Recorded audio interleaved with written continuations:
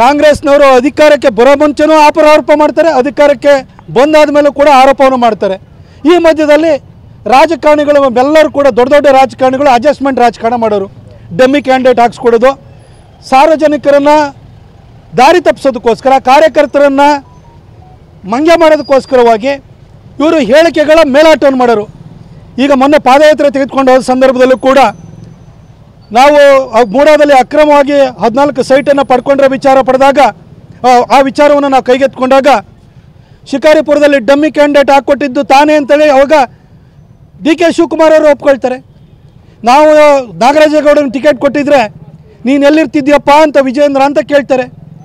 D K Shivakumar ಅವರು ಕಾಂಗ್ರೆಸ್ಸಿನ ಅಧ್ಯಕ್ಷರಾಗ್ಬಿಟ್ಟು ಅವರು ಬಿ ಫಾರ್ಮ್ಗೆ ಸೈನ್ ಹಾಕಿ ನಾಗರಾಜೇಗೌಡಗೆ ಟಿಕೆಟ್ ಕೊಡೋದನ್ನು ತಪ್ಪಿಸಿದವರು ಯಾರು ಕೂಡ ತಪ್ಪಿಸಿರಲಿಲ್ಲ. ಆದರೆ ಅವತ್ತು ಇವರು ಅಡ್ಜಸ್ಟ್ಮೆಂಟ್ ಮಾಡಿಕೊಂಡ್ರು.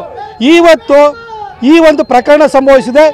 ಈ ರಾಜಕಾರಣಿಗಳ ಮಧ್ಯೆ ಅಡ್ಜಸ್ಟ್ಮೆಂಟ್ ಪಾಲಿಟಿಕ್ಸ್ ನಿಂತು ಇನ್ನು ಮುಂದಾದ್ರೂ ಕೂಡ ಕರ್ನಾಟಕದಲ್ಲಿ ಒಂದು ಸ್ವಚ್ಛ ರಾಜಕಾರಣ ನಡೆಯೋದಕ್ಕೆ ಅವಕಾಶ ಆಗುತ್ತೆ ಅಂತ ನಾನು ಭಾವಿಸ್ತೀನಿ. ಹಾಗೆ ಈ ಒಂದು ಪ್ರಾಸಿಕ್ಯೂಷನ್ ಅನ್ನೋದು ಕಾಂಗ್ರೆಸ್ ಸರ್ಕಾರಕ್ಕೂ ಕೂಡ ನೀವು ಹಿಂದೆ ಯಾವ್ಯಾವ ಹಗರಣಗಳ ಬಗ್ಗೆ ನೀವು ಆರೋಪ ಮಾಡ್ತಿದ್ರಿ ಅದ್ರ ಬಗ್ಗೆನೂ ಕೂಡ ನೀವು ತನಿಖೆಗೆ ಆದೇಶ ಮಾಡಿ.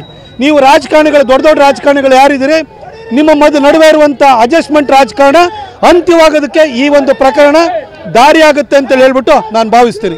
ಕಾಂಗ್ರೆಸ್ನವರು ಅಧಿಕಾರಕ್ಕೆ ಬರೋ ಮುಂಚೆನೂ ಆರೋಪ ಮಾಡ್ತಾರೆ, ಅಧಿಕಾರಕ್ಕೆ ಬಂದಾದ ಮೇಲೂ ಕೂಡ ಆರೋಪವನ್ನು ಮಾಡ್ತಾರೆ. ಈ ಮಧ್ಯದಲ್ಲಿ ರಾಜಕಾರಣಿಗಳು ಎಲ್ಲರೂ ಕೂಡ ದೊಡ್ಡ ದೊಡ್ಡ ರಾಜಕಾರಣಿಗಳು ಅಡ್ಜಸ್ಟ್ಮೆಂಟ್ ರಾಜಕಾರಣ ಮಾಡೋರು, ಡಮ್ಮಿ ಕ್ಯಾಂಡಿಡೇಟ್ ಹಾಕ್ಸ್ಕೊಡೋದು, ಸಾರ್ವಜನಿಕರನ್ನು ದಾರಿ ತಪ್ಪಿಸೋದಕ್ಕೋಸ್ಕರ, ಕಾರ್ಯಕರ್ತರನ್ನು ಮಂಗ್ಯ ಮಾಡೋದಕ್ಕೋಸ್ಕರವಾಗಿ ಇವರು ಹೇಳಿಕೆಗಳ ಮೇಲಾಟವನ್ನು ಮಾಡೋರು.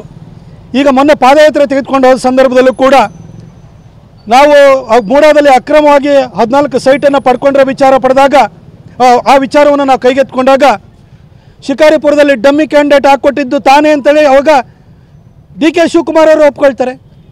ನಾವು ನಾಗರಾಜೇಗೌಡನ ಟಿಕೆಟ್ ಕೊಟ್ಟಿದ್ರೆ ನೀನು ಎಲ್ಲಿರ್ತಿದ್ಯಪ್ಪ ಅಂತ ವಿಜಯೇಂದ್ರ ಅಂತ ಕೇಳ್ತಾರೆ. ಡಿ ಕೆ ಶಿವಕುಮಾರ್ ಅವರು ಕಾಂಗ್ರೆಸ್ಸಿನ ಅಧ್ಯಕ್ಷರಾಗ್ಬಿಟ್ಟು ಅವರು ಬಿ ಫಾರ್ಮ್ಗೆ ಸೈನ್ ಹಾಕಿ ನಾಗರಾಜೇಗೌಡಗೆ ಟಿಕೆಟ್ ಕೊಡೋದನ್ನು ತಪ್ಪಿಸಿದವರು ಯಾರು ಕೂಡ ತಪ್ಪಿಸಿರಲಿಲ್ಲ. ಆದರೆ ಅವತ್ತು ಇವರು ಅಡ್ಜಸ್ಟ್ಮೆಂಟ್ ಮಾಡಿಕೊಂಡ್ರು. ಇವತ್ತು ಈ ಒಂದು ಪ್ರಕರಣ ಸಂಭವಿಸಿದೆ. ಈ ರಾಜಕಾರಣಿಗಳ ಮಧ್ಯೆ ಅಡ್ಜಸ್ಟ್ಮೆಂಟ್ ಪಾಲಿಟಿಕ್ಸ್ ನಿಂತು ಇನ್ನು ಮುಂದಾದ್ರೂ ಕೂಡ ಕರ್ನಾಟಕದಲ್ಲಿ ಒಂದು ಸ್ವಚ್ಛ ರಾಜಕಾರಣ ನಡೆಯೋದಕ್ಕೆ ಅವಕಾಶ ಆಗುತ್ತೆ ಅಂತ ನಾನು ಭಾವಿಸ್ತೀನಿ.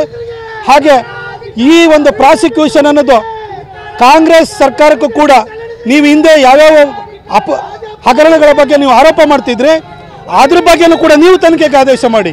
ನೀವು ರಾಜಕಾರಣಿಗಳು ದೊಡ್ಡ ದೊಡ್ಡ ರಾಜಕಾರಣಿಗಳು ಯಾರಿದ್ದೀರಿ ನಿಮ್ಮ ನಡುವೆ ಇರುವಂಥ ಅಡ್ಜಸ್ಟ್ಮೆಂಟ್ ರಾಜಕಾರಣ ಅಂತ್ಯವಾಗೋದಕ್ಕೆ ಈ ಒಂದು ಪ್ರಕರಣ ದಾರಿಯಾಗುತ್ತೆ ಅಂತ ಹೇಳ್ಬಿಟ್ಟು ನಾನು ಭಾವಿಸ್ತೀನಿ.